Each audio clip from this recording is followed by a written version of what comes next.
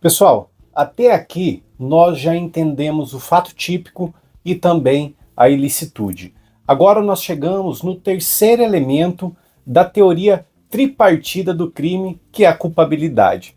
E aqui existe um detalhe muito importante, tá, pessoal? Não basta o fato ser típico e ilícito.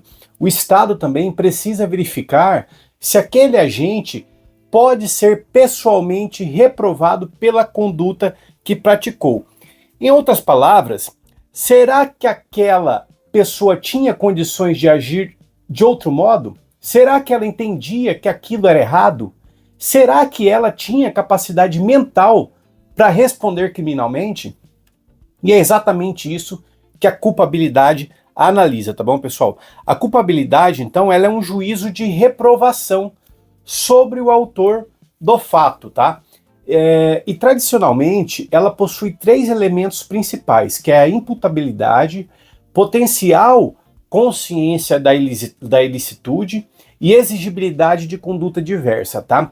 Então vamos começar pela imputabilidade, tá, pessoal? Então, imputabilidade, ela é a capacidade da pessoa entender o caráter ilícito do fato e de se autodeterminar de acordo com esse entendimento, tá bom, pessoal?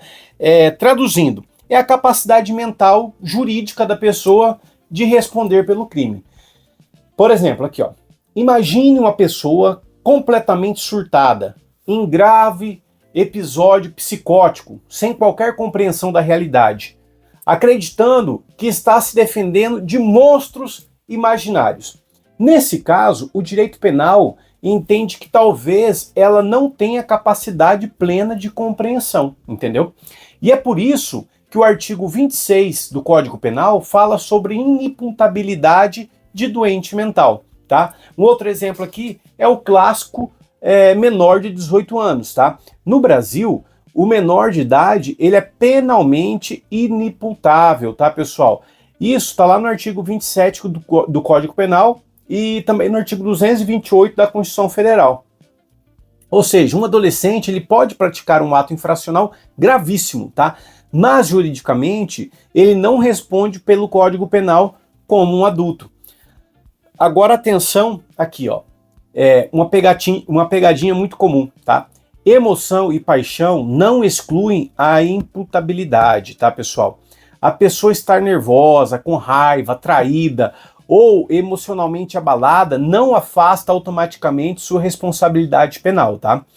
Outro ponto importante é a embriaguez, tá bom? Se a pessoa bebe voluntariamente e pratica um crime, em regra, ela responde normalmente, tá? Muita gente acha que ficar bêbado é uma forma de escapar do crime, mas isso tá errado, tá, pessoal?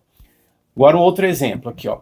Imagine um indivíduo decide beber absurdamente antes de sair dirigindo. Ele entra no carro completamente alterado e ele atropela alguém. Nesse caso, a embriaguez ela foi voluntária.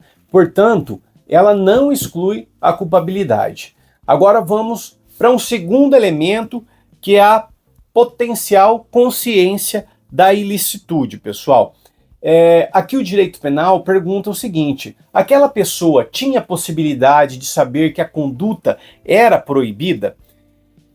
Porque ninguém pode ser punido por algo que não tinha condições mínimas de compreender como ilícito, não é? E aqui entra o erro de proibição. É o exemplo clássico aqui, ó. Imagine um estrangeiro recém-chegado no Brasil, vindo de um país onde determinada conduta cultural é permitida. E ele pratica algo acreditando sinceramente que aquilo não é proibido aqui. Dependendo do caso concreto, isso pode afastar ou reduzir a culpabilidade, tá? Mas atenção aqui, ó. Desconhecer a lei não é desculpa automática, tá? Não adianta falar assim, ó. Ah, eu não sabia que era crime.